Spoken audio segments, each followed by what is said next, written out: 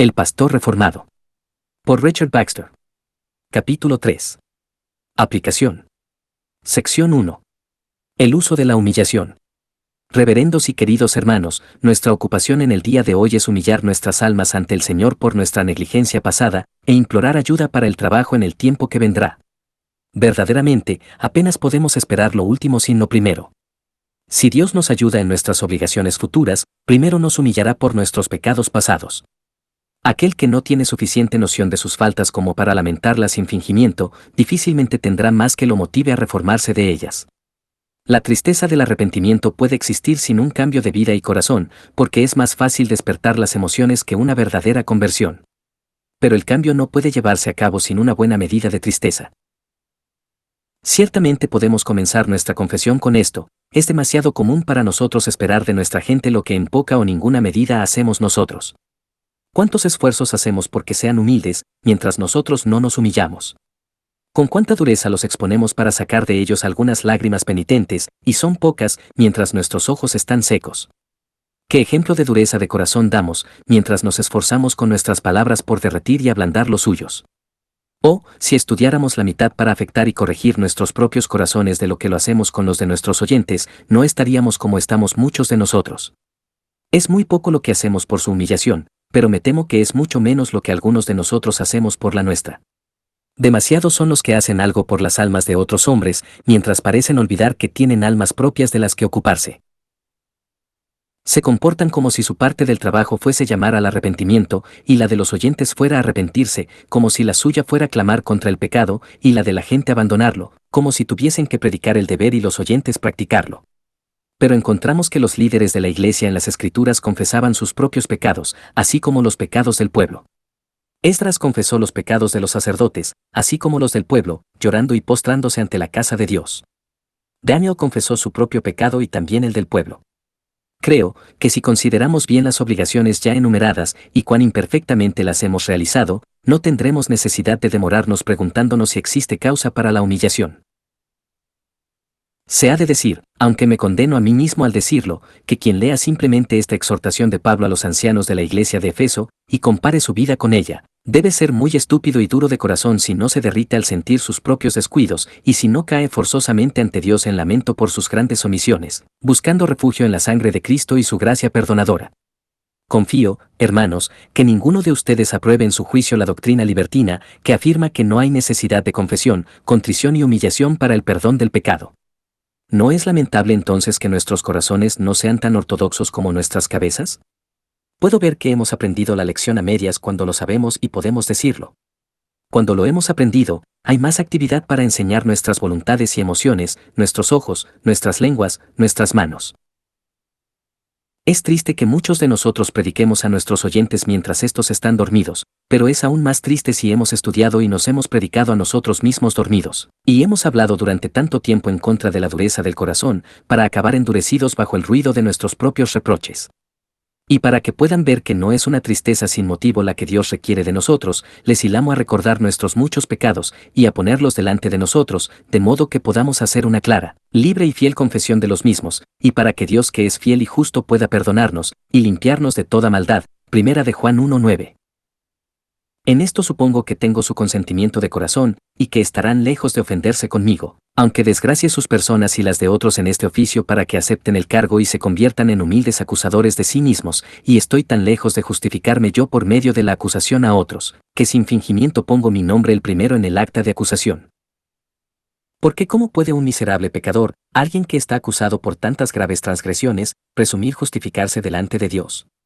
¿O cómo puede declararse inocente aquel cuya conciencia tiene tanto que decir contra él? Si arrojo vergüenza sobre el ministerio, no es sobre el oficio en sí, sino sobre nuestras personas, exponiendo ese pecado que es nuestra vergüenza, porque el pecado es afrenta de las naciones. Proverbios 14:34, y sean pastores o naciones, solo son los que confiesan y se apartan de sus pecados los que alcanzan misericordia. Proverbios 28:13, mas el que endurece su corazón caerá en el mal. No emprenderé la tarea de enumerar todos los grandes pecados de los cuales somos culpables, por tanto, el olvidarme de alguno en particular no ha de tomarse como una negación o justificación del mismo. Pero consideraré mi deber poner el ejemplo de algunos pocos que reclaman nuestra humillación y una pronta reforma. Necesito primero hacer la premisa de esta profesión, ya que, a pesar de todas las faltas que se encuentran entre nosotros, creo que nunca en la historia de Inglaterra ha existido un ministerio tan fiel y capaz como el que tenemos hoy en día, y temo que pocas naciones en la Tierra, si es que existe alguna, tengan algo similar. Estoy seguro de que el cambio ha sido tan grande en estos 12 años, que es una de las mayores alegrías que el mundo nunca haya tenido la oportunidad de contemplar. Oh, cuántas congregaciones son instruidas claramente y con frecuencia hoy, cuando antes vivían en gran oscuridad. ¿Cuántos hombres fieles y capaces existen en un condado en comparación con los que existían entonces? Con cuánta gracia Dios ha prosperado los estudios de tantos jóvenes que no eran sino niños pequeños al comenzar los últimos problemas, de tal forma que ahora ensombrecen a los mejores de sus veteranos. ¿Cuántas millas habría viajado hace 20 años o menos, para escuchar a uno de esos ancianos y reverendos teólogos cuyas congregaciones ahora han disminuido, y cuya porción ha resultado menos estimada por la notable mejora de los predicadores más jóvenes? Y, en particular, cuán misericordiosamente ha tratado el Señor con este pequeño condado de Worcester, al levantar a tantos que dan crédito del oficio sagrado, y que con abnegación y voluntariamente, con celo y sin cansarse, se entregan por el bien de las almas. Bendigo al Señor por haberme colocado en este lugar, donde puedo tener la comunión de hermanos tan capaces, fieles, humildes, unánimes y pacíficos. Oh, que el Señor continúe durante largo tiempo con esta admirable misericordia por este indigno condado. Y espero regocijarme en Dios mientras viva por haber visto el cambio generalizado en otros lugares, que tantos cientos de hombres fieles trabajan tan duro por la salvación de las almas, aun con las murmuraciones y el crujir de dientes del enemigo, y que más están surgiendo a buen ritmo. Sé que existen algunos, cuya posición reverencio, que, estando en un punto de gobierno con distinta mentalidad, se ofenderán por mi mención de este feliz cambio. Pero he de expresar que, aun si fuese totalmente favorable a los prelados, conociendo mi corazón, no podría elegir otra cosa que regocijarme. ¿Cómo puede ser? ¿No regocijarse por la Iglesia porque los hombres difieren en nuestra opinión acerca de su ordenamiento? ¿He de cerrar los ojos contra las misericordias del Señor? No menosprecio tanto las almas de los hombres como para envidiar de ellas el pan de vida porque esté partido por unas manos que no tienen la aprobación de los prelados. Oh, si todas las congregaciones recibieran ese sustento. Pero no se puede hacer todo a la vez. Ellos tuvieron mucho tiempo para establecer un ministerio corrupto, y cuando se expulsa a los escandalosos e ignorantes, no podemos crear habilidades en otros para suplirlas. Hemos de permanecer durante el tiempo que dura su preparación y crecimiento, y entonces, si Inglaterra no expulsa el Evangelio por sus abusos, e incluso por su falta de reforma voluntaria y su odio por la luz, es probable que sea la nación más feliz bajo el cielo. Porque, como todas las sectas y herejías que se introducen y diariamente nos dan problemas, no dudo que el Evangelio, administrado por un ministro capaz y abnegado, puede dispersar la vergüenza de todas ellas. Pero puede que digan, esto no es confesar el pecado, sino aplaudir a aquellos cuyos pecados pretende confesar. A esto responderé que es a causa del reconocimiento de la amabilidad de Dios y la acción de gracias por sus admirables misericordias, que parezco no ser tan desagradecido en la confesión, ni mucho menos nublar o tener en poco las gracias de Dios mientras expongo las debilidades que en muchos las acompañan, porque, tristemente, hay muchas cosas fuera de orden aún en los mejores, como veremos en los siguientes particulares. Uno de nuestros pecados más odiosos y palpables es el orgullo. Este pecado está muy presente en los mejores de entre nosotros, pero es mucho más odioso e inexcusable en nosotros que en otros hombres. Está tan presente que acusa nuestros discursos, elige nuestra compañía, da forma a nuestras expresiones, y pone acento y énfasis en nuestras palabras. Llena la mente de algunos con aspiraciones y planes, los posee con pensamientos amargos y de envidia contra aquellos que están en la luz, o contra quienes de alguna manera eclipsan su gloria u obstaculizan el progreso de su reputación. ¡Qué constante compañero, qué comandante tan tiránico, qué enemigo insinuante, astuto y sutil es este pecado del orgullo! Acompaña a las personas al vendedor de telas, al trapero y al sastre, les elige el paño, el tejido y el diseño. Serían menos los ministros que adornarían su vestimenta, cabello y hábito si no fuera por el mandato de este tiránico vicio. Y ya me gustaría que esto fuera todo, o la peor parte del asunto. Pero ¿cuántas veces se introduce el orgullo en nuestro estudio y se sienta con nosotros a hacer nuestro trabajo? ¿Cuántas veces elige nuestro tema y, con más frecuencia todavía, nuestras palabras y ornamentos? Dios nos manda ser tan claros como podamos, para poder informar a los ignorantes, y tan convincentes y serios como sea posible, para derretir y cambiar sus endurecidos corazones. Pero el orgullo se planta al lado y contradice todo, produciendo sus juguetes y vanidades. Contamina en lugar de pulir, y, bajo la pretensión de crear adornos memorables, deshonra nuestros sermones con infantiles chucherías, como si un príncipe hubiera de vestirse con la ropa de un actor o un payaso pintado. Nos persuade de pintar la ventana para atenuar la luz y de hablar a nuestra gente de forma que no puedan entender, para hacerles saber que podemos hablar sin provecho. Si tenemos un mensaje claro y penetrante, el orgullo le quita su filo y embota la vida de nuestra predicación bajo la pretensión de limar asperezas y evitar lo desequilibrado y lo superfluo. Cuando Dios nos encarga tratar con las personas acerca de sus vidas y rogarles con toda la seriedad de la que somos capaces, este maldito pecado lo controla todo y condena los mandamientos más santos de Dios, diciéndonos, ¿cómo? ¿Vas a hacer creer a la gente que estás loco? ¿Les harás decir que estás rabioso o delirando? ¿No puedes hablar con sobriedad y moderadamente? Y de esta forma el orgullo hace que muchos sean sermones solo de hombres, y lo que hace el orgullo, lo hace el diablo. Y los sermones que el diablo produce y el objetivo de los mismos es algo que podemos imaginar fácilmente. Aunque el asunto del que se habla sea de Dios, si la vestimenta, la forma y el objetivo son de Satanás, no tenemos grandes motivos para esperar el éxito. Cuando el orgullo ha elaborado el sermón, va con nosotros hasta el púlpito, da forma a nuestro tono y es lo que anima nuestra conferencia. Nos separa de aquello que es desagradable, por necesario que pueda ser, y nos posiciona en la búsqueda del vacío aplauso. En resumen, todo esto hace que los hombres busquen sus propios intereses y nieguen a Dios, tanto en el estudio como en la predicación, en lugar de estar buscando la gloria de Dios y negándose a sí mismos. Cuando deberíamos preguntarnos, ¿qué diré y cómo debo hacerlo para agradar más a Dios y hacer el mayor bien? El orgullo nos hace preguntarnos, ¿qué diré y cómo debo hacerlo para que se piense de mí que soy un predicador capaz e instruido, y para ser aplaudido por todos los que me escuchan? Cuando el sermón se acaba, el orgullo nos acompaña a casa y nos hace estar más ansiosos por saber si fuimos aplaudidos que si logramos victoria en la salvación de las almas. Si no fuera por la vergüenza, de nuestros corazones saldría el preguntar a la gente si les gustó e intentar conseguir sus elogios.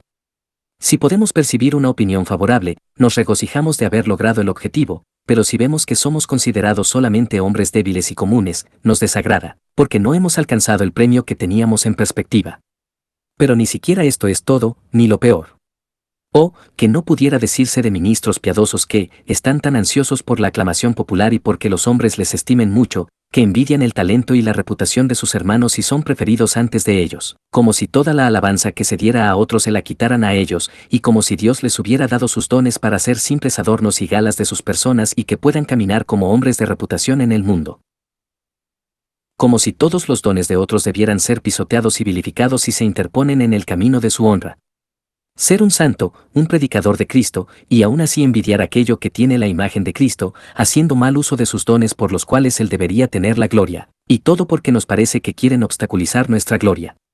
¿No es todo verdadero cristiano un miembro del cuerpo de Cristo, y, por tanto, partícipe de las bendiciones del conjunto y de cada miembro particular de la Iglesia?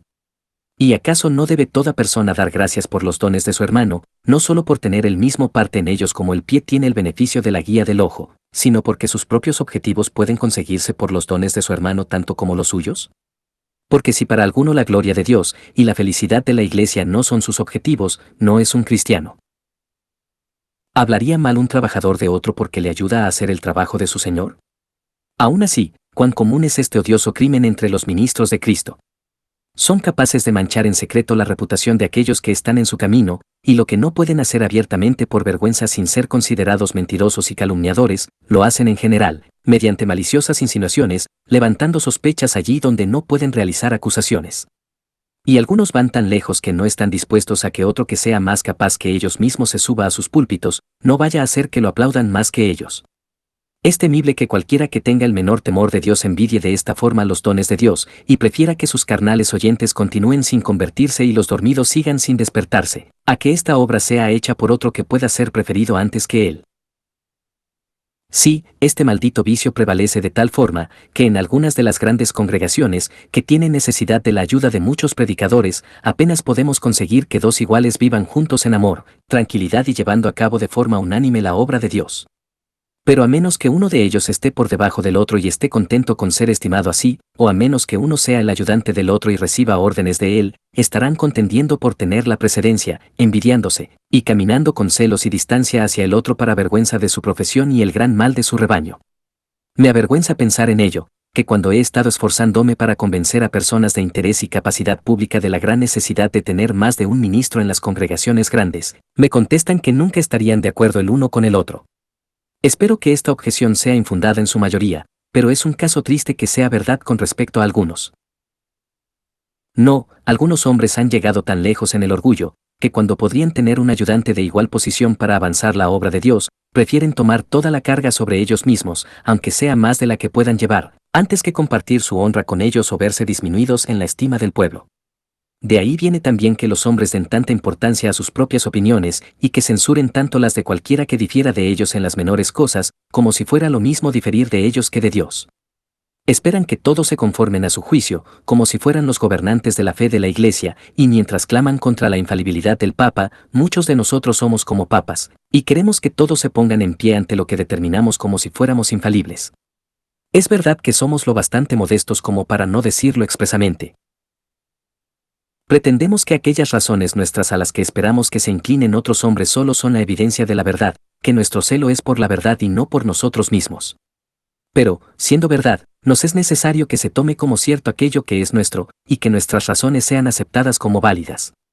Si luego son examinadas libremente y encontradas falaces, además de estar lejos de verlo, porque son nuestras, nos enfadamos porque se descubra. Nos casamos tanto con nuestros errores, que cuando alguien habla en contra de ellos es como si hablase en contra de nuestras personas y como si recibiéramos una fuerte herida porque alguien refute nuestros argumentos, con los cuales hemos herido antes la verdad y las almas de los hombres. El asunto ha llegado a tal extremo, que si un argumento falaz o error es defendido por alguien de renombre, lo cual no es nada extraño, hemos o bien concederle la victoria y abandonar la verdad, o vernos convertirnos en injuriosos para ese nombre que los defiende, porque aunque no estemos tratando con personas, éstas se atribuyen todos los golpes que damos contra sus argumentos y los sienten de manera tan sensible como si hubiéramos hablado de ellos mismos. Esto es así porque piensan que, a ojos de otros, se considerará que un argumento débil es señal de una persona débil.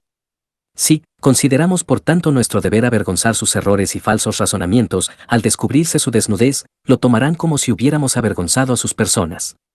Por tanto, su reputación se convierte en una fortaleza para sus errores y su reverencia en una defensa contra los ataques a todos sus dichos.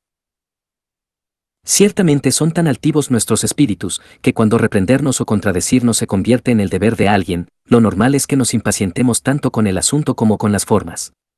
Nos encanta que otras personas digan lo que decimos, que sean de nuestra misma opinión y promuevan nuestra reputación, aunque, a otros respectos, sean menos dignos de nuestra estima. Pero para nosotros es ingrato el que nos contradice y se diferencia, el que trata claramente con nosotros y nuestros errores, y nos cuenta acerca de nuestras faltas. Especialmente al lidiar con discusiones públicas, donde los ojos del mundo están sobre nosotros, apenas podemos soportar ninguna contradicción o tratamiento directo. Sé que hemos de aborrecer el lenguaje áspero, y que hemos de tratar con tanta suavidad con la reputación de otros como nuestra fidelidad a la verdad nos lo permita. Pero nuestro orgullo hace que muchos pensemos que todos los que no nos admiran a nosotros y a todo lo que decimos, y que no someten sus juicios a nuestros errores más palpables, están condenándonos. Somos tan blandos, que nadie puede rozarnos sin herirnos, y tan elevados en nuestra mente, que si alguien no está versado en hacer cumplidos, y tiene una capacidad para la adulación por encima de la tasa normal, apenas puede saber cómo tratarnos y observarnos de cerca, y encajar con nuestras expectativas en todo momento sin que haya una palabra amarga, o algún descuido al que se aferrarán nuestros altivos espíritus para tomarlo como algo injurioso a nuestro honor. Confieso que a menudo me maravilla que este pecado tan odioso se considere como tan leve, y se piense que es consistente con un corazón y vida santos, a la vez que proclamamos como condenables a la gente pecados que son mucho menores. Y me he maravillado más al ver la diferencia entre predicadores piadosos y pecadores impíos. Cuando hablamos a los bebedores, mundanos o ignorantes no convertidos, les hablamos de su desgracia hasta el extremo, y les hacemos ver en los términos más claros su pecado, vergüenza y miseria, y no solo esperamos que lo reciban con paciencia, sino con gratitud. La mayoría con los que yo he tratado lo toman con paciencia. Muchos grandes pecadores alaban más a los predicadores más cercanos, y hasta dicen que no se preocuparían en escuchar a alguien que no les hablara de sus pecados claramente. En cambio, si les hablamos a ministros piadosos de sus errores o pecados, y no los honramos o reverenciamos hablándoles tan suavemente como nos sea posible, si no mezclamos alabanzas con reproches y si el aplauso no es lo que predomina de forma que ahogue la fuerza del reproche y el enfrentamiento, se lo toman casi como un insulto insufrible. Hermanos, es triste confesarlo, pero el que todo esto suceda entre nosotros debería ser más triste que el hecho de que nos lo digan. Si el mal pudiera esconderse, no lo habría descubierto, o al menos no tan abiertamente a la vista de todos. Pero es algo que está desde hace mucho abierto a los ojos del mundo. Nos hemos deshonrado idolatrando nuestro honor, estamos imprimiendo nuestra vergüenza y publicándola cuando lo proclamamos a todo el mundo. Algunos pensarán que hablo con excesiva caridad cuando llamo piadosas a las personas en las que este pecado tan grande prevalece. Ciertamente sé que, allí donde predomina, y no es odiado, lamentado y mortificado en gran medida, no puede haber verdadera santidad, y ruego a todos que ejerciten un estricto celo y escudriñen sus propios corazones. Si todos los que son culpables de alguno o la mayoría de los descubrimientos de orgullo antes mencionados están sin gracia, sea el Señor misericordioso con los ministros de esta tierra, y nos dé pronto otro espíritu, porque entonces la gracia es algo menos frecuente de lo que la mayoría de nosotros suponemos. No obstante, es necesario decir que no es mi intención incluir a todos los ministros de Cristo en esta acusación. Para alabanza de la divina gracia se ha de mencionar que entre nosotros hay algunos que son eminentes por su humildad y mansedumbre, y quienes, en lo que respecta a esto, son ejemplares para sus rebaños y sus hermanos. Es su gloria y ha de serlo, y los convierte en honorables y amables de verdad a los ojos de Dios y de todo hombre bueno, e incluso a ojos de los mismos impíos. O si el resto de nosotros fuéramos de la misma forma. Pero no es el caso con todos. O, que el Señor nos haga derramar lágrimas no fingidas a sus pies por este pecado. Hermanos, que pueda yo exponer un poco este caso en mi propio corazón y el suyo, para que podamos ver este mal y reformarnos. ¿No es el orgullo el pecado de los demonios, el primogénito del infierno?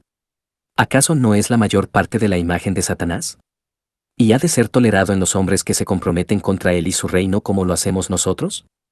El objetivo mismo del Evangelio es humillarnos, y la obra de la gracia comienza y se lleva a cabo en humillación. La humildad no es un simple adorno del cristiano, sino una parte esencial de la nueva criatura. Es una contradicción ser cristiano y no ser humilde. Todos los que quieren ser cristianos deben ser discípulos de Cristo y acudir a Él para aprender. Y la lección que Él les enseña es ser mansos y humildes. Oh, cuántos preceptos y ejemplos admirables nos ha dado nuestro Señor y Maestro para lograr este objetivo. ¿Acaso podemos verle lavando y secando los pies de sus siervos y, aún así, ser orgullosos y enseñorearnos? Hemos de conversar con la gente más baja y evitarlos como si no los viéramos, y pensar nada más que en las personas pudientes y honorables como dignos de nuestra compañía. ¿Cuántos de nosotros están con más frecuencia en casa de los caballeros que en la casa de los pobres, que son quienes más necesitan nuestra ayuda? Muchos pensamos que está por debajo de nuestro nivel el estar a diario con los más necesitados y pordioseros, instruyéndoles en el camino de la vida y la salvación, como si solo hubiéramos tomado el cargo de las almas de los ricos. ¿Qué? ¿Qué es de lo que tenemos que estar tan orgullosos? ¿Es de nuestros cuerpos? ¿Por qué? ¿Acaso no están hechos de la misma materia que los de los brutos? ¿Y no van a ser en poco tiempo tan despreciables y abominables como un cadáver? ¿Es de nuestras gracias? ¿Por qué? Cuanto más orgullosos estamos de ellas, menos orgullosos deberíamos estarlo. La naturaleza de la gracia consiste tanto en la humildad, que es una absurdidad estar orgulloso de ella.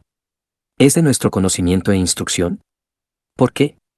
Si tenemos algún conocimiento, hemos de saber cuánta razón tenemos para ser humildes, y si sabemos más que otros, hemos de conocer más razones que otros para ser humildes. ¿Cuán poco es lo que saben los más instruidos en comparación con todo lo que ignoran? Saber aquellas cosas que están más allá de su alcance, y saber cuán ignorantes son, no debería ser causa para el orgullo. Sin embargo, ¿acaso los demonios no saben más que nosotros? ¿Y estaremos orgullosos de aquello en lo que los demonios nos superan? Nuestra ocupación misma es enseñar la gran lección de la humildad a nuestra gente, ¿entonces no es inadecuado que seamos orgullosos nosotros? ¿Hemos de estudiar la humildad y predicar la humildad, y no hemos de tener humildad? Un predicador orgulloso de la humildad es como mínimo alguien que se condena a sí mismo. Qué triste caso es que no podamos discernir con más facilidad un pecado tan vil, sino que muchos de los que son más orgullosos puedan señalarlo en otros y no notarlo en ellos mismos. El mundo toma nota de algunos entre nosotros que tienen aspiraciones, que buscan la posición más alta, que quieren gobernar y obtener reverencias a donde quiera que vayan, o, de lo contrario, no es posible tener vida o relación con ellos. En cualquier consulta, no acuden a buscar la verdad, sino a dictarla a otros que quizás están hasta preparados para enseñarles. En una palabra, tienen unos espíritus tan arrogantes y dominantes que el mundo se da cuenta de ello, y, aún así, ellos mismos no pueden verlo. Hermanos, quiero tratar de cerca con mi propio corazón y el de ustedes. Les ruego consideren si nos salvará el hablar bien acerca de la gracia de la humildad cuando no la poseemos, o hablar en contra del pecado del orgullo mientras lo consentimos.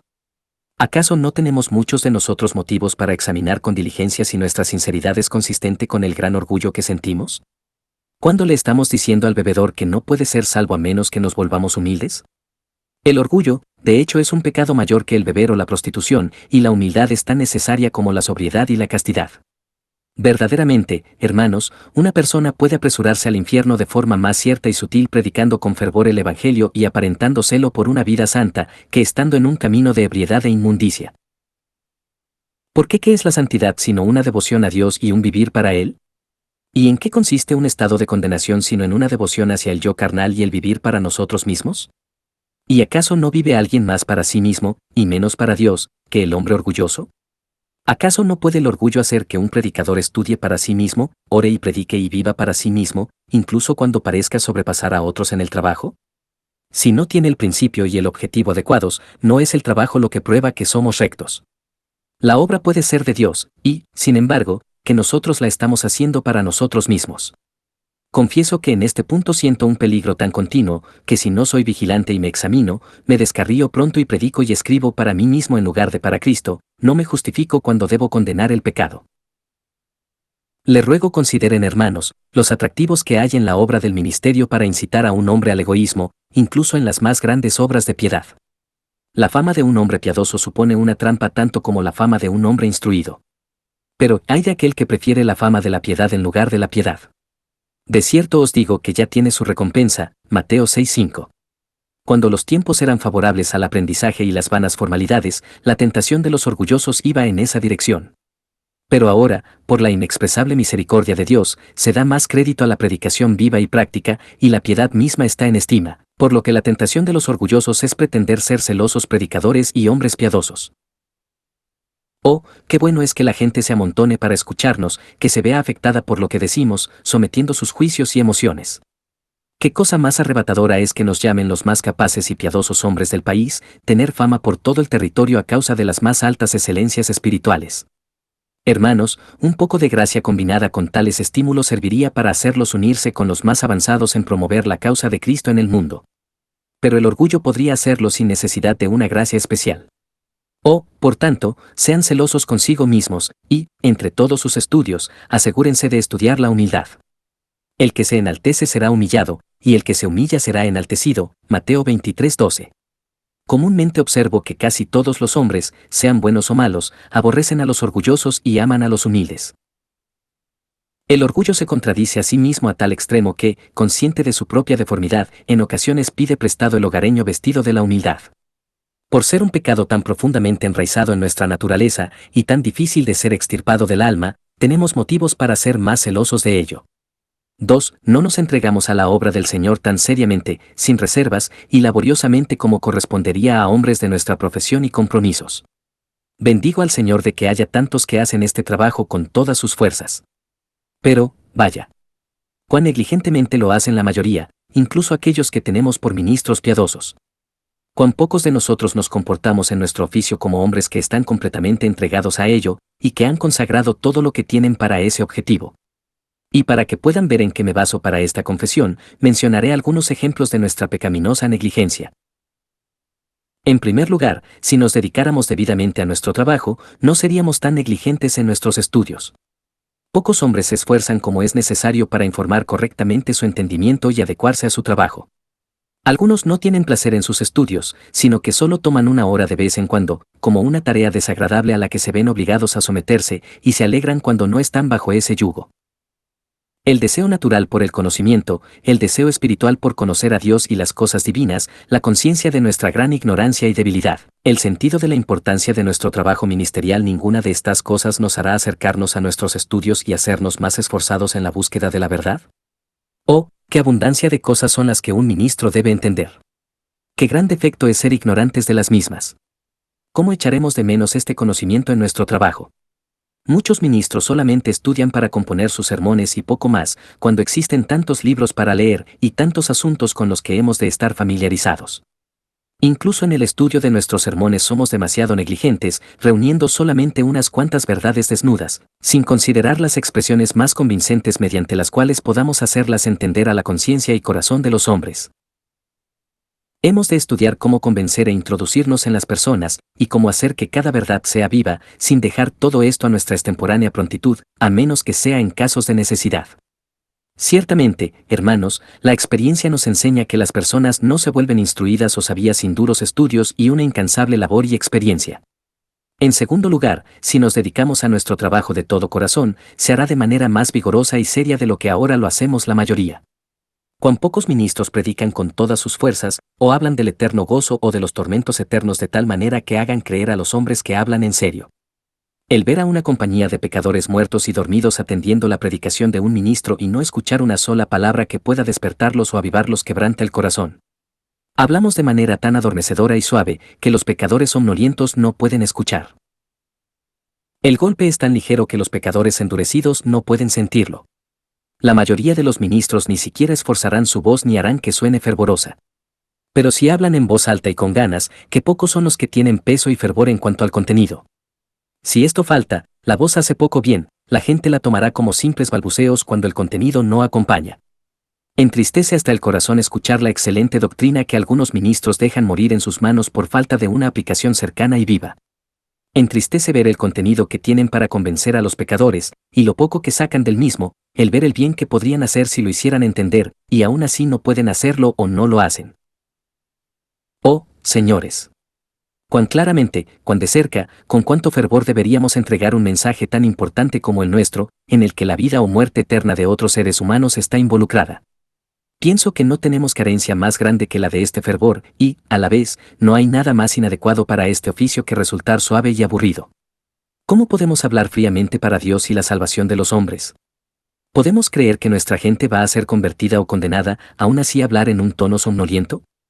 En el nombre de Dios, hermanos, esfuércense por despertar sus propios corazones antes de acudir al púlpito para que puedan despertar los corazones de los pecadores. Recuerden que han de ser despertados o condenados, y que un pecador somnoliento difícilmente despertará a pecadores adormecidos. Aunque con sus palabras hagan altas alabanzas a las cosas de Dios, si lo hacen con frialdad, parecerán deshacer con sus formas lo que dijeron en cuanto a contenido. Hablar de cosas tan grandes, especialmente de estas, sin mucha emoción y fervor, es una especie de desprecio, y la forma, así como las palabras, deberían ponerlas en primer plano.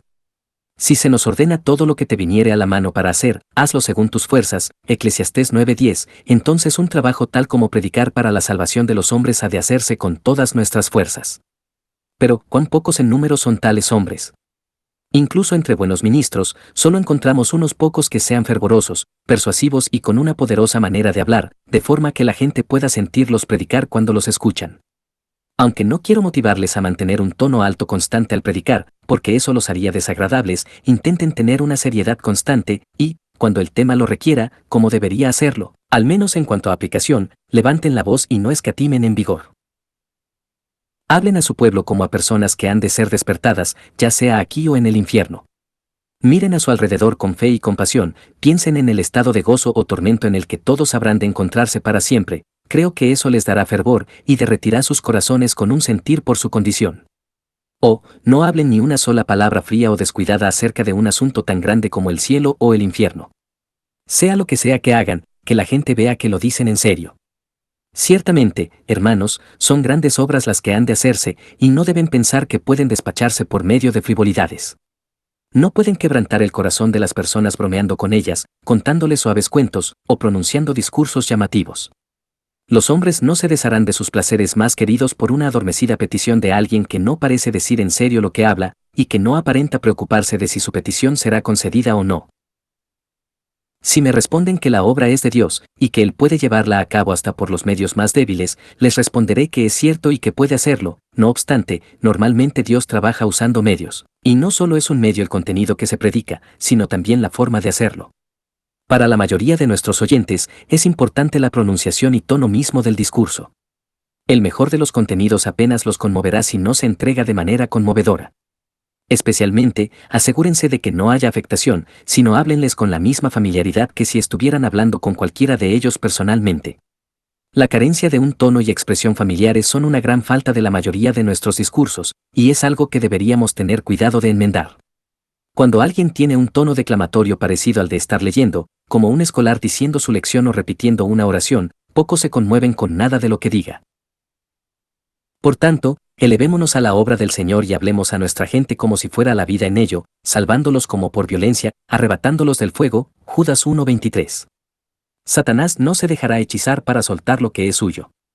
Hemos de poner asedio a las almas de los pecadores que son su guarnición y encontrar donde se encuentra su fuerza principal, poniendo las baterías de los mandamientos de Dios contra ella y empujar hasta que se haga una brecha, no permitiendo luego que vuelvan a repararla. Ya que tratamos con criaturas que razonan, hemos de asegurarnos de que nuestros sermones sean convincentes y que hagamos brillar tanto la luz de las Escrituras y la razón en el rostro de los impíos, que incluso podamos forzarlos a ver a menos que cierren sus ojos voluntariamente. Un sermón lleno de simples palabras, sin importar lo esmeradamente que sea compuesto, no es sino una imagen de un cadáver bien vestido si carece de la luz de la evidencia y la vitalidad que da el celo. Al predicar, se produce una comunión de almas y una comunicación, por así decirlo, entre las nuestras y la suya. Ya que tanto nosotros como ellos tenemos entendimiento, voluntad y emociones, nuestros esfuerzos han de ser para comunicar la luz más plena de evidencia desde nuestro entendimiento al suyo, y calentar sus corazones avivando en ellos los santos afectos por una comunicación de los nuestros. Las grandes cosas que tenemos que recomendar a nuestros oyentes encuentran razonamiento suficiente de su lado, y están claras ante ellos en la palabra de Dios. Por tanto, hemos de armarnos con todo tipo de evidencias de forma que caigan como un torrente sobre sus entendimientos, y con nuestros razonamientos y exposiciones derramar vergüenza en sus vanas objeciones, y hacerlas caer ante nosotros, para que se vean obligados a ceder ante el poder de la verdad. En tercer lugar, si estamos dedicados de corazón a la obra de Dios, ¿por qué no compadecernos de las congregaciones pobres y desprovistas que están a nuestro alrededor y ayudarlas a encontrar ministros capaces y, mientras tanto, ¿por qué no salir e ir en su ayuda cuando el oficio o nuestro cargo particular nos deje lugar? Un sermón con el propósito de lograr la obra de conversión, impartido en los lugares más ignorantes por los predicadores más vívidos y potentes, puede ser de gran ayuda donde hay una carencia de medios que sean más constantes. 3. Otra área en la que no hemos dedicado todo lo que tenemos al servicio de Dios como deberíamos, es en la permanente preocupación por nuestros intereses mundanos en oposición con los intereses y la obra de Cristo. Manifestaré esto con 3 ejemplos. En primer lugar, la temporización de los ministros. No quiero que nadie sea contencioso con aquellos que los gobiernan, ni desobediente a ninguna de sus legítimas órdenes. Pero no es reproche pequeño que, la mayoría de los ministros, para obtener una ventaja mundana, se acomoden siempre al partido que tiene más probabilidad de promover sus propios fines. Si buscan ventajas seculares, se acomodan con el poder secular; si buscan el aplauso popular, se acomodan a la facción de la Iglesia que reciba más crédito. Es una epidemia. En los días de Constantino, cuán prevalentes eran los ortodoxos. En los días de Constancio, casi todos se convirtieron en arrianos, de forma que fueron muy pocos los obispos que no apostataron o traicionaron la verdad, incluso cuando esos mismos hombres habían estado antes en el concilio de Nicea. Ciertamente cuando no solo Liberio, sino también el gran Ocio, el cual había sido presidente en tantos concilios ortodoxos, cayeron, ¿qué se puede esperar de hombres más débiles? Si no fuera por la ventaja secular, ¿cómo podría ser que los ministros de cualquier país del mundo fueran todos, o casi todos, de aquella religión que está en más estima y es más consistente con sus intereses mundanos? Entre los griegos, todos son de profesión griega; entre los papistas, casi todos son papistas; en Noruega, Suecia y Dinamarca, casi todos son luteranos, y así sucede en otros países. Sería extraño que todos estén en lo correcto en un país y todos en lo incorrecto en otro, si las ventajas carnales no tuvieran tanta influencia en las personas cuando se embarcan en la búsqueda de la verdad. La variedad del intelecto y un sinnúmero de otras circunstancias ocasionarían una gran variedad de opiniones en distintos puntos.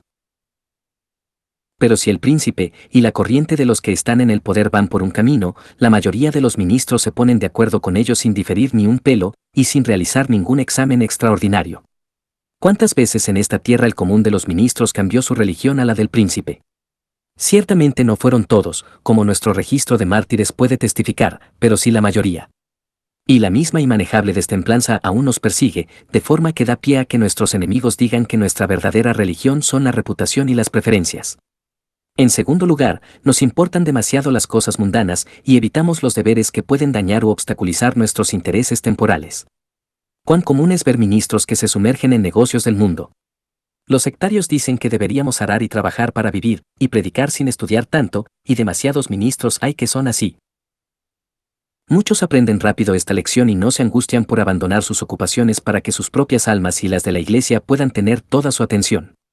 Especialmente, que común es ver que descuidamos los deberes que, si se llevaran a cabo, arriesgarían con disminuir nuestro patrimonio.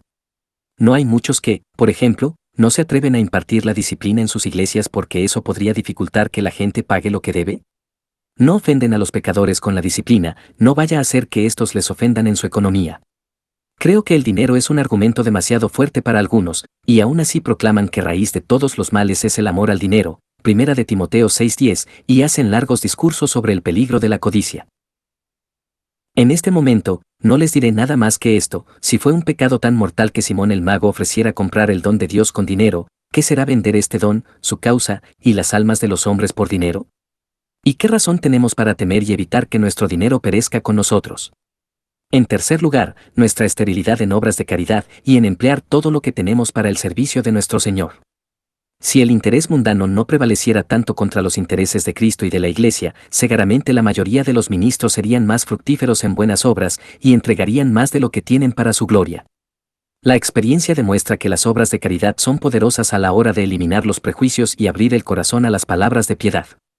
Si la gente ve que son adictos a hacer el bien, creerán con más facilidad que ustedes son buenos y que es bueno aquello hacia lo que quieren persuadirles.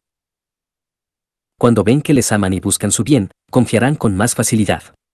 Y cuando ven que no buscan las cosas del mundo, sospecharán menos de sus intenciones y se convencerán más fácilmente de buscar lo que ustedes buscan. Oh, cuánto bien pueden hacer los ministros si se disponen por completo a hacer el bien y dedican todas sus facultades y sustento a ese objetivo. No digan que es un asunto menor el hacer bien a los cuerpos de los hombres, y que esto solo los ganará para nosotros mismos y no para Dios, porque es el prejuicio lo que obstaculiza la conversión de los hombres, y esto ayudará a eliminarlo. Podríamos hacer un bien mayor si las personas estuvieran dispuestas a aprender de nosotros, y hacer esto hará que se dispongan, para que luego nuestra diligencia sea de provecho. Les ruego, hermanos, que no piensen que es caridad ordinaria lo que se espera de ustedes, así como no se espera una piedad ordinaria. Deben, en proporción a sus talentos, ir mucho más allá de otros. No es suficiente dar un poco a un pobre, porque otros hacen esto tan bien como ustedes, sino que cosa especial hacen con sus posesiones para el servicio de su maestro. Sé que no pueden dar aquello que no tienen, pero creo que todo lo que tienen debería estar dedicado a Dios. Conozco que la gran objeción para esto es: tenemos mujeres e hijos a los que proveer, y un poco no será suficiente, ni estamos obligados a convertirlos en mendigos. A esto respondo: hay pocos textos más abusados en las Escrituras que aquel en que el apóstol dice: si alguno no provee para los suyos, y mayormente para los de su casa, ha negado la fe, y es peor que un incrédulo. 1 de Timoteo 5:8. Se usa como pretexto para acumular y hacerse con muchas posesiones para la posteridad, cuando el apóstol está hablando solo contra aquellos que cargaban a sus familiares pobres sobre la iglesia para ser mantenidos de la provisión común, siendo ellos capaces de hacerlo por sí mismos. Este era el caso de tener en casa una viuda que era hija o madre, y sin embargo se llevaba para ser cuidada a la parroquia, teniendo suficiente para sostenerla. Las palabras siguientes muestran que es la provisión presente, y no las porciones futuras, aquello a lo que se refiere el apóstol, cuando ordena si algún creyente o alguna creyente tiene viudas, que las mantenga, y no sea agravada la iglesia, a fin de que haya lo suficiente para las que en verdad son viudas. 1 de Timoteo 5:16. B. Pueden educar a sus hijos, tal y como hacen otras personas, para que sean capaces de ganarse su propio sustento con algún oficio o empleo honesto, sin tener otras grandes provisiones. Ya sé que su caridad y cuidado deben comenzar en casa, pero no debe terminar ahí. Están obligados a hacer lo mejor que puedan para educar a sus hijos, de forma que sean capaces de ser lo más serviciales posibles a Dios, pero no a dejarlos ricos ni a abandonar otras necesarias obras de caridad simplemente por hacer una provisión mayor para ellos. Debe existir cierta proporción entre la provisión que hacemos para nuestras familias y para la Iglesia de Cristo. Un corazón verdaderamente caritativo y abnegado, que se ha dedicado por completo y todo lo que tiene a Dios, será el mejor juez de cuáles son las proporciones adecuadas. Verá qué tipo de gasto tiene más probabilidad de dar el mayor servicio a Dios, y eso elegirá. Yo no haría que las personas estén demasiado tiempo bajo las tentaciones a la incontinencia, no vaya a hacer que, por sus caídas, se dañen a sí mismos y a su profesión. Sin embargo, Creo que es difícil que una persona pueda hacer más para mortificar la concupiscencia de la carne que viviendo soltera, y no teniendo ninguna de esas tentaciones que vienen de la mujer y los hijos obstaculizándoles de llevar más lejos sus objetivos ministeriales mediante obras de caridad. Si el que no se casa lo hace mejor que el que se casa, 1 Corintios 7:38, ciertamente los ministros deberían esforzarse por hacer lo que es mejor. Y si aquel que pueda recibir esto debe recibirlo, Mateo 19:12, deberíamos buscarlo. Este es uno de los puntos más altos de la política romana, que alega que es el deber de los obispos, sacerdotes y otras órdenes religiosas no casarse, lo cual significa que no tengan posteridad que pueda drenar los beneficios de la Iglesia, ni que tomar bajo cuidado, hacen de una causa pública su interés personal y se entregan a ello mientras viven, dejando todo lo que tienen cuando mueren. Es una pena que no podamos imitarles en abnegación por un mejor motivo cuando sea posible hacerlo. Pero aquellos que han de casarse deben tomar lo que pueda mantenerles a sí mismos y a sus hijos, o mantenerlos en la medida en que sus medios temporales lo permitan, y dedicar tanto como puedan de los medios de la Iglesia al servicio de la misma. No quiero poner a nadie en un caso extremo. Pero en esto la carne y la sangre hacen que incluso los hombres buenos se muestren parciales y hacen que consideren sus deberes, que tienen un gran valor y peso, como si fueran extremos. Si las vanidades del mundo no nos han cegado, podremos ver cuando un bien público u otro bien mayor nos llama a negarnos a nosotros mismos y a nuestras familias. ¿Por qué no habremos de vivir con una mayor cercanía y pobreza en el mundo, en lugar de dejar sin hacer obras que pueden ser de un mayor provecho que el tener una provisión abundante? Sin embargo, consultamos con carne y sangre en puntos que son nuestro deber, y el consejo que nos van a dar, podemos imaginarlo con facilidad. Nos dirá que hemos de tener posibles, y los posibles de muchos hombres piadosos están solo un poco por debajo de las posesiones del hombre rico de la parábola, Lucas 16:19. Pareciera que si no están vestidos con lo mejor y hacen banquetes cada día con esplendidez, no tienen posibles. Alguien que predica una corona inmortal no debería perseguir tantas vanidades transitorias, y alguien que predica el desprecio por las riquezas debería hacerlo y mostrarlo en su vida. También el que predica la abnegación y mortificación debería practicar estas virtudes a ojos de aquellos a quienes predica, si quiere que su doctrina sea creída. Todos los cristianos están santificados, y, por tanto, ellos mismos y todo lo que tienen está consagrado para el uso del Maestro. Pero los ministros están doblemente santificados, están dedicados a Dios, como cristianos y como ministros, y, por tanto, están doblemente obligados a honrarle con todo lo que tienen. Oh, hermanos, qué abundancia de buenas obras hay delante de nosotros, y sobre qué pocas ponemos las manos. Entiendo que el mundo espera de nosotros más de lo que tenemos, pero si no podemos dar respuesta a las expectativas de los poco razonables, hagamos lo que podamos para dar respuesta a las expectativas de Dios, la conciencia, y de toda persona justa. Esta es la voluntad de Dios, que haciendo bien, hagáis callar la ignorancia de los hombres insensatos. 1 Pedro 2:15. Especialmente aquellos ministros que tengan grandes ingresos, han de ser los mayores en hacer el bien. Solo daré un ejemplo en este momento. Existen ministros con 150, 200 o 300 libras al año de salario y que tienen parroquias tan grandes que no pueden hacer ni un cuarto del trabajo ministerial, ni tratar personalmente siquiera una vez al año con la mitad de su gente para instruirlas. Aún así, se contentan con la predicación pública como si esto fuera todo lo necesario, dejando casi todo el resto sin hacer y permitiendo el peligro de que multitudes se condenen, en lugar de mantener de lo que tienen a 1 o 2 hombres diligentes que los ayuden. Si tienen ayudante, no es más que un joven que está poco cualificado para el trabajo, y no alguien que guardará fiel y diligentemente el rebaño y que le pueda dar la instrucción personal que es tan necesaria. Si esto no es servirnos a nosotros mismos a costa de Dios, y vender las almas de los hombres por tener un sustento mayor en el mundo, ¿qué es? Pienso que estos hombres deberían temer, no sea que, aunque sean considerados excelentes predicadores y piadosos ministros por los hombres, sean considerados crueles asesinos de almas por Cristo, y no sea que los gritos de esas almas que han traicionado para condenación retumben en sus oídos eternamente. ¿Acaso predicar un buen sermón servirá cuando nunca cuidan de los que les escuchan, sino que les niegan esa ayuda más cercana y necesaria, apartando para su propia carne esa provisión con la que se podría aliviar a tantas almas? ¿Cómo pueden abrir su boca contra los opresores cuando ustedes mismos oprimen tan grandemente no solo los cuerpos de los hombres, sino también sus almas? ¿Cómo pueden predicar contra la falta de misericordia cuando son tan inmisericordes? ¿Y cómo pueden hablar contra los ministros infieles cuando ustedes mismos son infieles? Este pecado no es pequeño porque pase inadvertido y no sea odioso a ojos de los hombres, ni porque la gente no les culpe por retener la caridad que retienen. Satanás mismo es su mayor enemigo, y sin embargo tienen su consentimiento en toda la obra de su perdición. No tienen su consentimiento porque su pecado no exista, ya que dan su consentimiento antes para su eterno mal que para su eterno bien. Y ahora, señores, les ruego que tomen en consideración lo dicho, y que vean si no es un pecado grande y lamentable de los ministros del Evangelio el que no estén completamente dedicados a Dios y no se entreguen a sí mismos y todo lo que tienen para llevar a cabo la bendita obra que han emprendido. No es un pecado el agradar a la carne, buscar lo propio y tener un interés distinto del de Cristo que nos hace descuidar mucho nuestros deberes, sirviendo a Dios en la parte más fácil y aplaudida de la obra, y retirándonos de lo que nos supondría coste y sufrimiento. Consideremos si esto no revela que demasiados de nosotros son terrenales aunque parezcan ser celestiales, que nos preocupamos de las cosas de abajo mientras predicamos las cosas de arriba, y que idolatramos el mundo mientras llamamos a los hombres a despreciarlo. Como dijo Salviano, nadie descuida tanto la salvación como alguien que prefiere algo por encima de Dios. Los que menosprecian a Dios se mostrarán menospreciadores de su propia salvación. 4. Somos tristemente culpables de no valorar la unidad y paz de toda la Iglesia. Aunque rara vez me encuentro con alguien que no hable de unidad y paz, o, al menos que expresamente hable en contra de la misma, no es común encontrarse con personas que estudien cómo promoverla. Sin embargo, es demasiado común encontrar hombres contrarios a la misma y celosos de ella. Y eso si no son ellos mismos instrumentos de división. Los papistas han abusado tanto del nombre de la Iglesia Católica que, en oposición a ellos, muchos imponen sus credos o solo retienen el nombre católica aunque no lo entiendan ni consideren la naturaleza del mismo.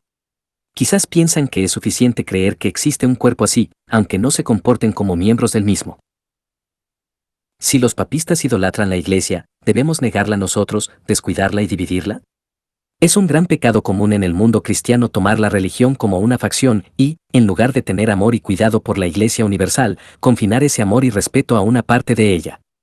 No es que en nuestra estima y comunión no debamos preferir las partes más puras y negarnos a participar en los pecados de cualquiera, pero la parte de la Iglesia que más débil y enferma ha de recibir compasión y ayuda hasta el máximo de nuestras fuerzas, y se ha de mantener la comunión mientras sea legítima, no evitándola sino por la urgencia de la necesidad. Tal y como hemos de amar a aquellos de nuestra vecindad que tengan plagas de lepra, concederles todo el alivio que podamos y reconocer nuestra justa relación con ellos, tal como debemos comunicarnos con ellos aunque no podamos tener comunión local, en otras enfermedades que no son tan infecciosas podemos dedicarles más tiempo, para ayudarles más cuando más lo necesiten. De la multitud que dicen que son de la Iglesia Católica, es raro encontrar hombres con espíritu católico. No tienen una consideración universal ni respeto por toda la Iglesia, sino que miran hacia su propia facción como si ese fuera el todo. Si existen algunos llamados luteranos, otros calvinistas y algunas divisiones subordinadas dentro de los mismos, así como otras divisiones entre nosotros, la mayoría orarán mucho por la prosperidad de su facción y se regocijarán y darán gracias cuando les vaya bien, pero si es otra parte la que sufre, les importa poco, como si no fuera una pérdida para la Iglesia en absoluto. Aunque la suya sea la parcela más pequeña, no poseedora de muchas naciones sobre la tierra o ni siquiera de ciudades, están dispuestos a considerarla como si fuera la Iglesia completa y consideran que cuando les va bien a ellos, le va bien a toda la Iglesia. Clamamos contra el Papa como anticristo por incluir toda la Iglesia bajo el palio romano, y eso es un cisma abominable sin duda, pero vaya. ¿Cuántos son los que van demasiado lejos imitándolo mientras lo reprueban? Y así como los papistas endilgan la palabra romana a su credo, y convierten la Iglesia Católica en la Iglesia Católica Romana, como si no hubiera otros católicos y la Iglesia no tuviera una extensión mayor, también sucede con muchos otros y sus diferentes facciones. Algunos la llamarían la Iglesia Católica Luterana y otros la Iglesia Católica Reformada, algunos la Iglesia Católica Anabaptista y de igual forma otros. Si están de acuerdo entre ellos mismos, les preocupa poco diferir de otros aunque esos otros sean todo el mundo cristiano. Consideran la paz de su facción como si fuera la paz de la Iglesia. No es de maravillarse, por tanto, que no la extiendan más allá. Cuán raro es encontrar a alguien que se duela o sangre con las heridas de la Iglesia, que las lleve en su corazón como si fueran propias o que siempre tenga pensamientos dispuestos para sanarlas. No, sino que casi cada facción piensa que la felicidad del resto consiste en volverse hacia ellos, y, como no piensan lo mismo, claman y abajo con ellos. Se alegran de escuchar de su caída, como si pensaran que esa es la forma de levantar la Iglesia, es decir, la suya. Cuán pocos son los que entienden el verdadero estado de las controversias entre las distintas partes o que disciernan bien las que son solo verbales y las que son reales. Y si aquellos que las entienden las revelan a otros para que tengan una información y acomodo correctos, se considera que están quitando gravedad al error y que en su carne están siendo complacientes con su pecado. Pocos son los que se vuelven celosos por la paz antes de envejecer o tener mucha experiencia acerca de los principios y el espíritu de los hombres, siendo capaces de ver mejor el verdadero estado de la Iglesia y las muchas diferencias de lo que antes lo hacían. Entonces, comienzan a escribir sus tratados de paz, de los cuales existen muchos hoy día. Así como un hombre joven en el calor de su lujuria y pasión no se consideraba adecuado como auditor de filosofía moral, encontramos jóvenes también, los cuales quizás sean celosos por la paz y la unidad cuando crezcan y tengan más experiencia, que son celosos por su facción contra otros que andan en la juventud de su corazón. Así pues, los pacificadores antes mencionados rara vez hacen un bien mayor que el de acallar sus propias conciencias en la descarga de tan gran deber y moderar a algunos pocos, salvándolos de una culpa mayor, dejando tras de ellos cuando mueren un testimonio contra un mundo voluntarioso, desapacible y preocupado por sí mismo. Comúnmente, si un hombre intenta alguna obra de pacificación, es puesto bajo sospecha, bien por favorecer alguna herejía o por abatir su celo. Como si no fuera necesario el celo para las grandes y fundamentales verdades de la unidad y paz de la Iglesia, sino solamente para las facciones y algunas verdades particulares. Y así el diablo obtiene una gran ventaja, empleando sus propios agentes, los infelices socinianos, en escribir tantos tratados para la paz y unidad católica y más que católica, lo cual hacen con sus propios fines. Por este medio el enemigo de la paz ha hecho que cualquiera que intenta un movimiento por la paz se pone bajo sospecha de ser alguien que tiene necesidad de ello para que sean indulgentes con sus propios errores. Es un caso terrible que se considere la herejía como si no hubiera otra amistad para la unidad y la paz como la suya, y que un deber tan grande y necesario del que depende el bienestar de la Iglesia se ponga bajo sospecha y desgracia. Hermanos, no hablo de todo esto sin motivo aparente. Si consideramos la piedad de las personas y la pequeñez de los asuntos por los que peleamos, tenemos tantas tristes divisiones entre nosotros en Inglaterra como la mayoría de las naciones bajo el cielo han conocido. El tema que nos mantiene en más desacuerdo es la forma correcta de gobierno de la Iglesia. La distancia es tan grande que los presbiterianos, episcopales e independientes no consiguen estar bien de acuerdo. Podrían si de corazón estuvieran dispuestos y avanzaran para la paz. Sé que podrían. He hablado con hombres moderados de todas las facciones y puedo percibir por sus concesiones que sería un trabajo fácil.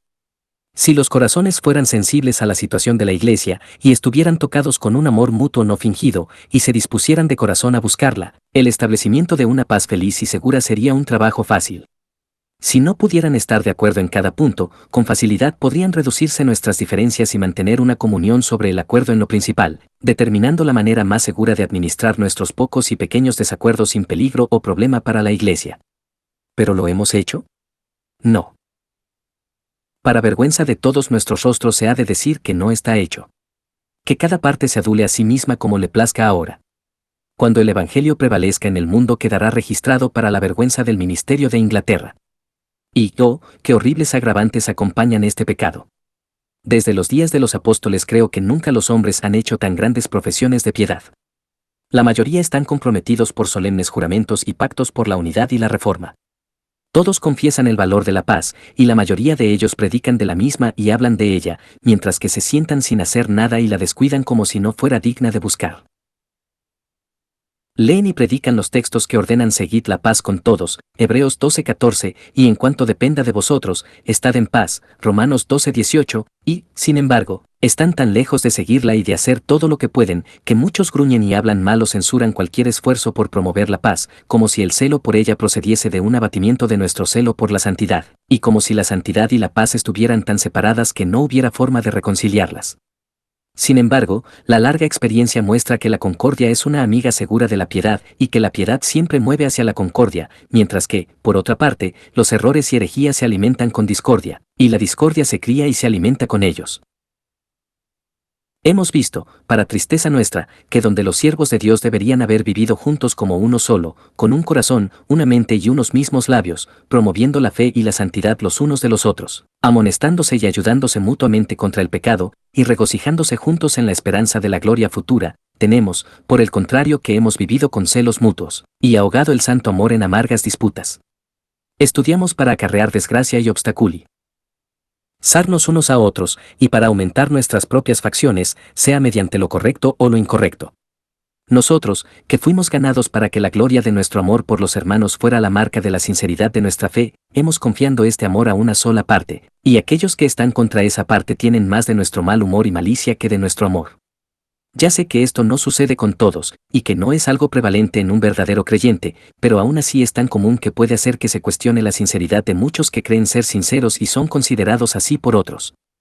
Además, no solo somos nosotros los que nos quemamos en esta llama, sino que arrastramos a nuestra gente y hacemos que se deleiten en ello, de forma que los más piadosos en la nación han caído en distintas facciones, y han convertido mucha de su antigua piedad en vanas opiniones, disputas, envidias y enemistades. Sí, cuando se ha considerado la marca de un miserable desgraciado el burlarse de los piadosos, ¿cuántos son ahora los que se empeñan en secretamente burlarse y calumniar a aquellos que no son de su misma opinión? Un hombre piadoso favorable a los prelados puede menospreciar y calumniar con reverencia a un presbiteriano a un independiente y un independiente a los dos anteriores.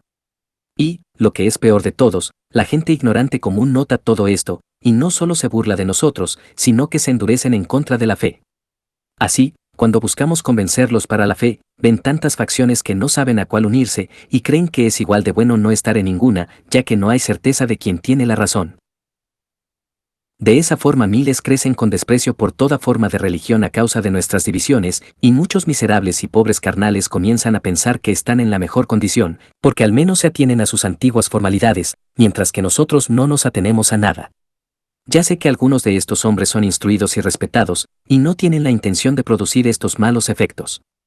No es su intención endurecer a las personas en la ignorancia, pero ese es el resultado. Hacer el mal cuando se tiene intención de hacer el bien no es raro. ¿Quién puede, en reverencia a cualquier hombre de la tierra, sentarse y callar mientras ve gente corriendo hacia su propia destrucción y ver que se deshacen sus almas por las disputas de los teólogos de las distintas facciones e intereses? El Señor, que conoce mi corazón, sabe, si es que yo mismo me conozco, que, ya que yo no formo parte de ninguna de esas facciones, no estoy hablando ni una sola de estas palabras tomando partido por una de estas partes, ni contra otro, ni mucho menos con enfado contra ninguna persona, pero si lo hiciera, en conciencia me habría callado de decir todo esto por temor a ofender a aquellos a quienes debo honrar. Sin embargo, ¿qué soy sino un siervo de Cristo? ¿Y qué vale mi vida si no es para darle servicio? ¿Y qué favor podría recompensarme por la ruina de la iglesia?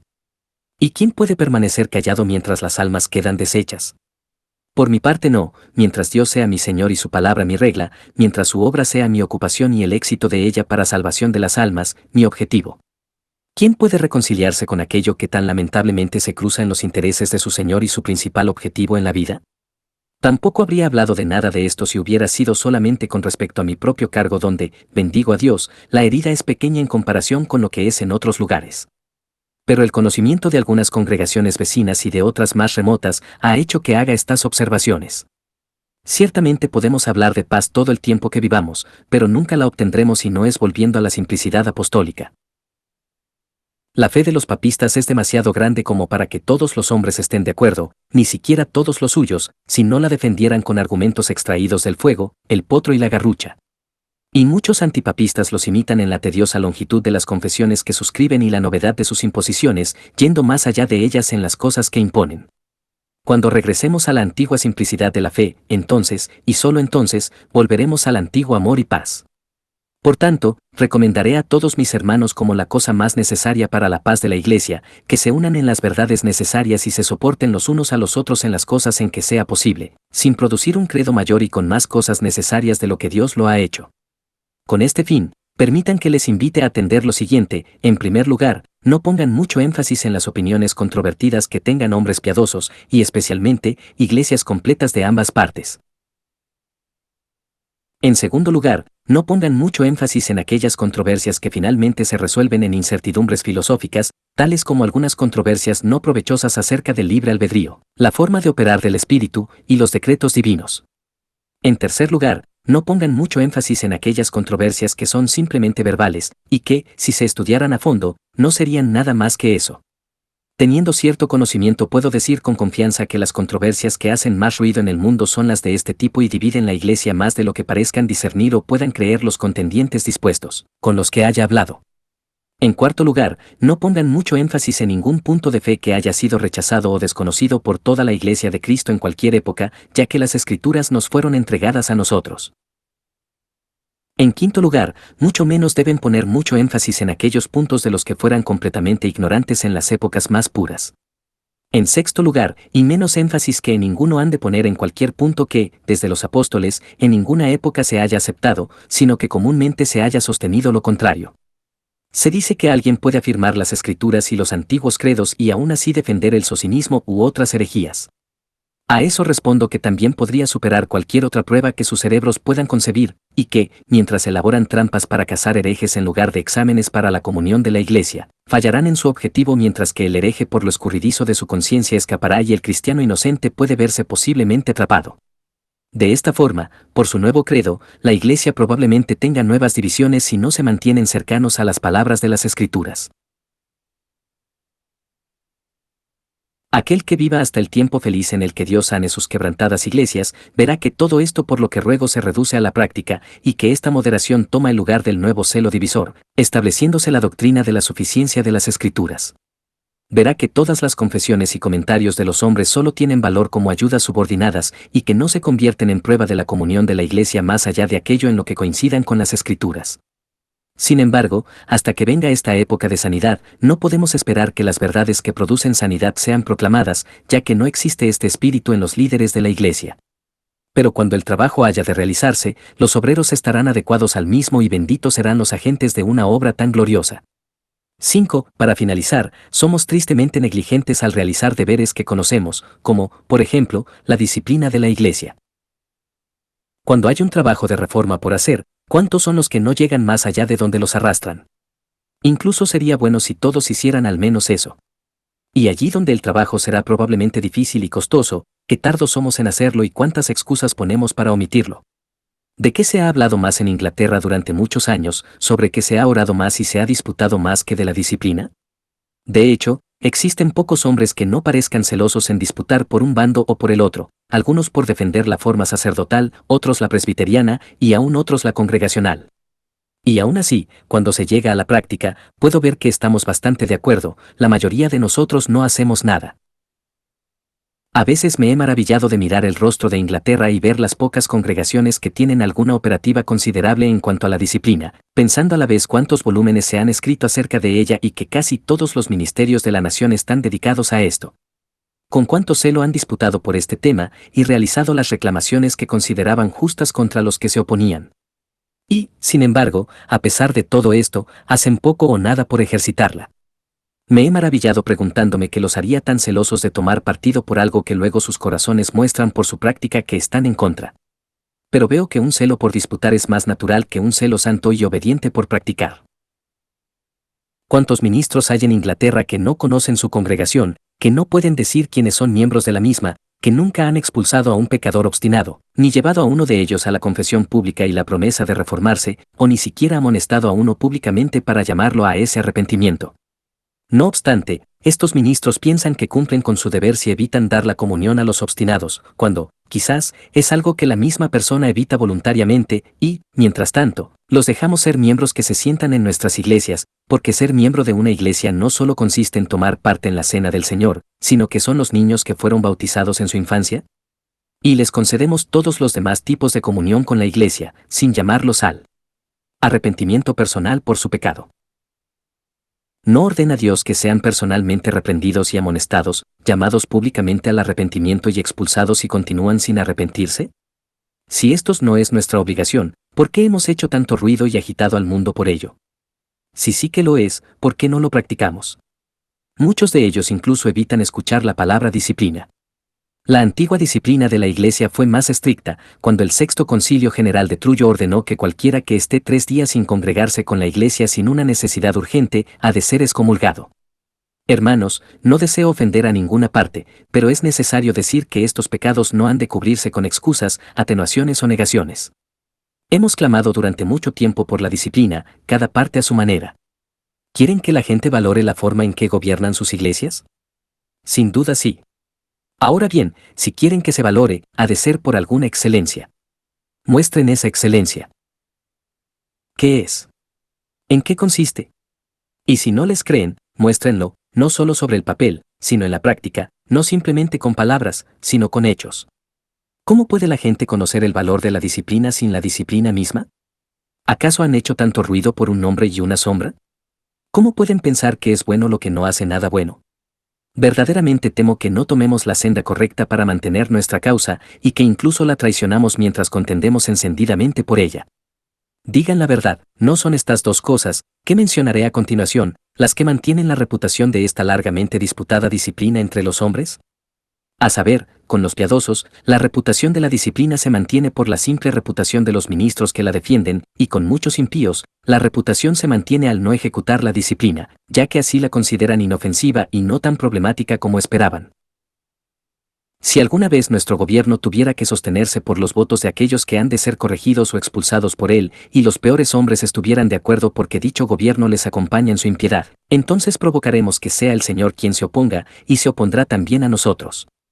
Si reúnen toda la ejecución de disciplina que se ha practicado en un condado y todo lo que se ha disputado por ella, dudo que sea tan observable como para atraer a las personas piadosas por sus efectos. ¿Cómo pueden asombrarse si muchos que desean obras y no palabras, reforma y no simplemente que se mencione la reforma, se vayan a congregaciones separadas y lo único que les muestran en las suyas es el nombre de la disciplina? Todos los cristianos valoran las ordenanzas de Dios y no están dispuestos a vivir sin ellas. La disciplina no es algo innecesario en la iglesia, y si no hacen diferencia entre lo precioso y lo vil mediante la disciplina, la gente hará diferencia separándose. Si en sus iglesias mantienen cientos de personas ignorantes y totalmente vacías de religión, y nunca las reprueban públicamente, ni quizás en privado, ni las llaman al arrepentimiento, ni las expulsan, no tienen por qué maravillarse de que las almas temerosas de Dios huyan de sus iglesias como si fueran edificios en ruinas que amenazan caer sobre sus cabezas. Consideren lo que sucedería si aplicaran al sacramento lo mismo que hacen con la disciplina, si solo les mostraran el pan y el vino, y nunca les dejaran probar ese recuerdo del amor del Redentor. ¿Podrían esperar que el nombre del sacramento les satisfaga o que les guste su comunión? ¿Por qué han de pensar que se quedarán satisfechos con solo el vacío sonido de las palabras gobierno de la Iglesia? Además, piensen en la desventaja que arrojan sobre su causa en todas sus disputas con otros hombres de diferentes puntos de vista.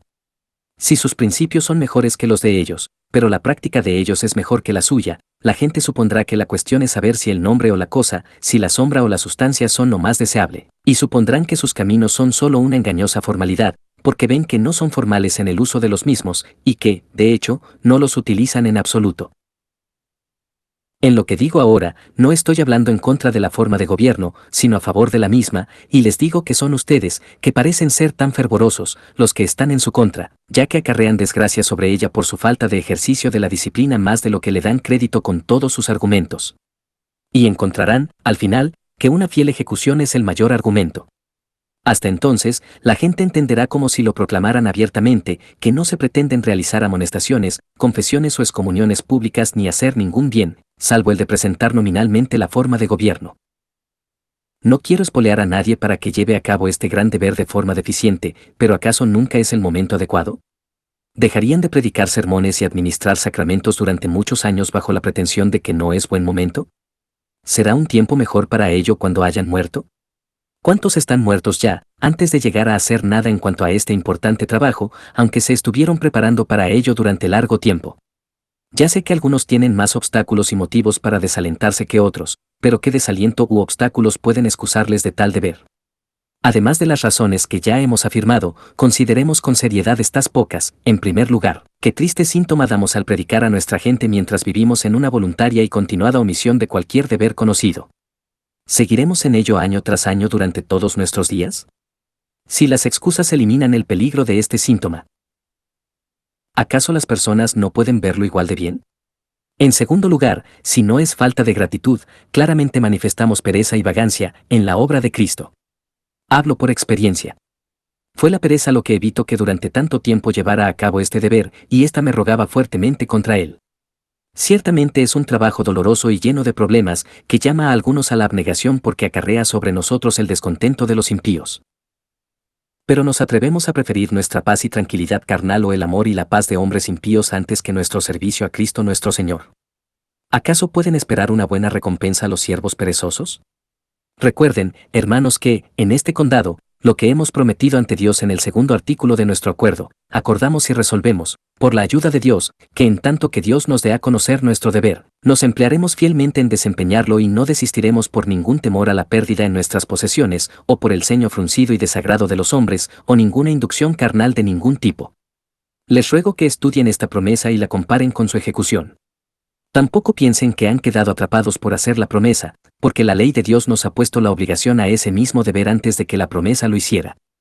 Otros están obligados igual que ustedes a esto.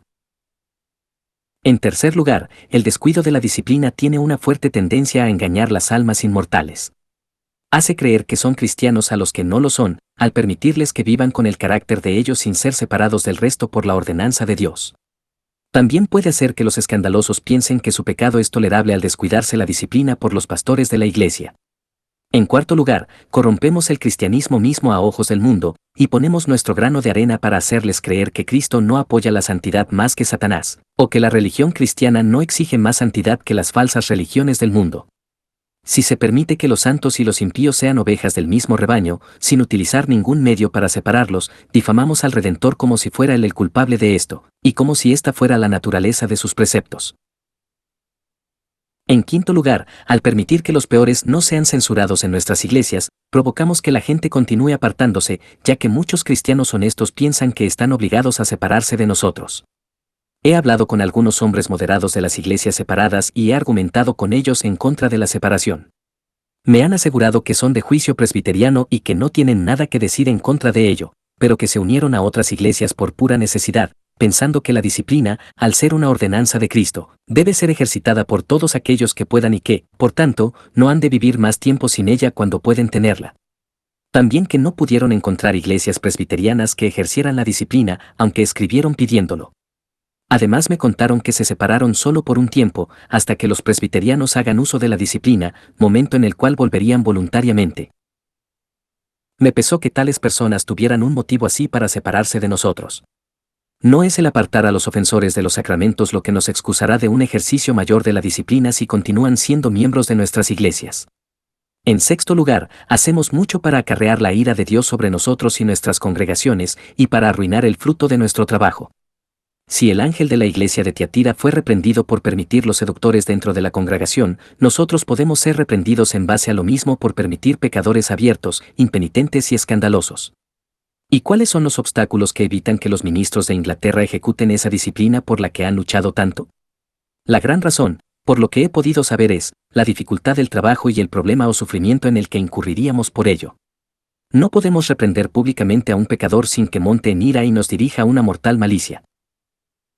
Son muy pocos sobre los que podemos prevalecer para que hagan una confesión pública de verdadero arrepentimiento. Si procedemos a excomulgarlos, enloquecerán de furia contra nosotros.